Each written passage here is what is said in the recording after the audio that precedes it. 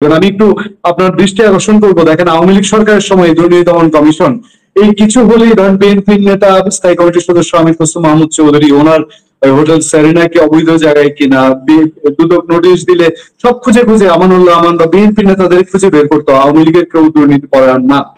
এখন এই সরকারের সময় এসেও সরকারের বিভিন্ন সেক্টরে দুর্নীতির অভিযোগ উঠছে, বাট সেই যে আওয়ামী লীগের ধারাবাহিকতা, আওয়ামী লীগ যে পলিটিক্যালি দেখতো, এখন এই গভর্নমেন্ট নন পলিটিক্যাল, তারাও কি সেই দিকেই দেখছে এবং যার শিকার আপনি মনে করেন? দেখুন, এটা একটা ইনস্টিটিউশনাল ব্যাধি আমাদের সরকারের। আর আপনি যখনই ভিন্ন মত পোষণ করবেন, স্পেসিফিক কেন আপনি এবার টার্গেটেড মনে করেন? আমি মনে করি এই জন্যই যে এই সরকার আসার পর অন দ্য গ্রাউন্ড বাংলাদেশে বসবাস করে আমি প্রথম কিন্তু প্রতিবাদী হয়েছি, উচ্চকণ্ঠ হয়েছি এবং খোলামেলা কথা বলেছি।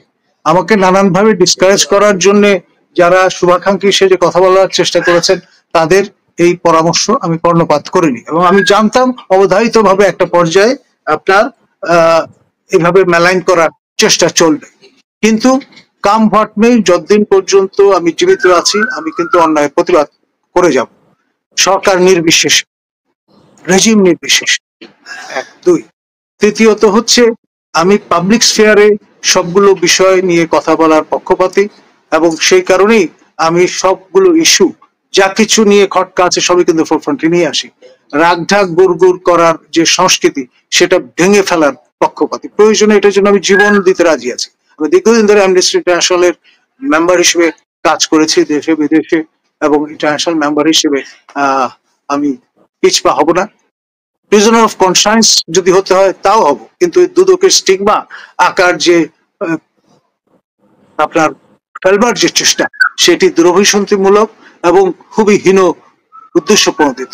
কিছুদিন ধরে বিভিন্ন ব্যক্তিকে দিয়ে, যেমন ধরুন আমি আপনার প্রতিবাদ করেছি, সমালোচনা করেছি আপনার পিনাকি ভট্টাচার্য, তারপরে খেয়াল করে দেখলাম তিনিও আমাকে বিএনপির ফেউ বানানোর চেষ্টা করেছেন।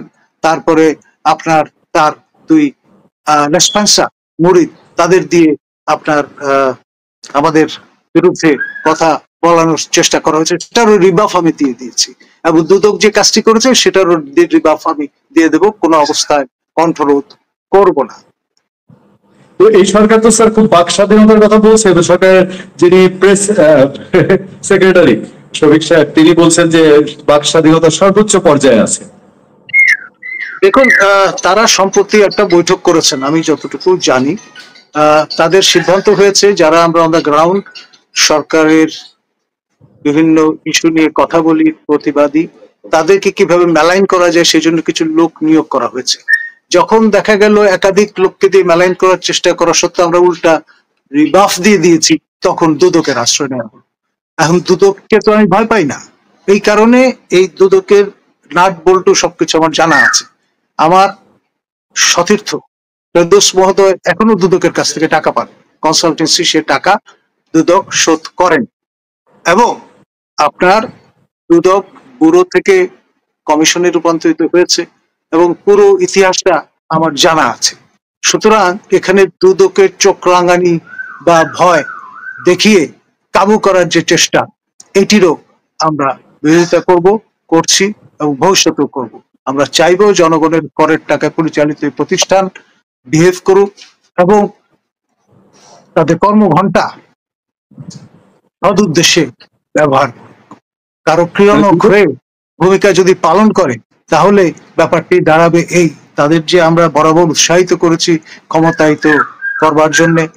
একটা সময় দুদকের চেয়ারম্যান বলেছিলেন দুদকের এটা হচ্ছে একটা নখ এবং দন্তবিহীন ব্যাঘ্র, সেই জায়গাটায় এটিকে সমৃদ্ধ করার জন্য, ক্ষমতায়িত করার জন্য ইকবাল মাহমুদ মহোদয় যখন দুদকের চেয়ারম্যান ছিলেন তখন আপনার তার এই প্রতিষ্ঠানে ক্ষমতা যাতে পারে, নিজস্ব গ্রেপ্তারি ক্ষমতা যাতে তারা পান এবং অন্যান্য নানান রকমের ভাবে তাদের ক্ষমতায়িত করবার জন্য আমরা সুপরামর্শ দিয়েছি। এখন ধরুন ফ্র্যাঙ্কেনস্টাইন হিসেবে যদি দুদক ভূমিকা পালন করার চেষ্টা করে তাহলে আমি বলবো এটি যেই নিয়মে যেই কায়দায় অন্যায় এবং সেই সঙ্গে তার এখতিয়ার বহির্ভূত কাজ করছে, জনগণের করের অর্থের অপচয় করছে, তার দায় কিন্তু একটা সময় দুদককে নিতে হবে। দুদকের সাবেক চেয়ারম্যান আপনার ইকবাল মাহমুদের নামেও কিন্তু তদন্ত হয়েছিল।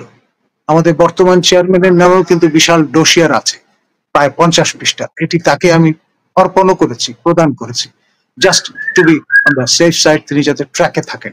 এখন এইসব নানান অভিযোগ নিয়ে দুদক যদি এইসব কাণ্ড কারখানা করতে থাকে, তার দায় কিন্তু দুদক এড়াতে পারবে না, এবং সমস্ত দায় আমি দেবো প্রফেসর ইউনূসকে, তার সরকারকে।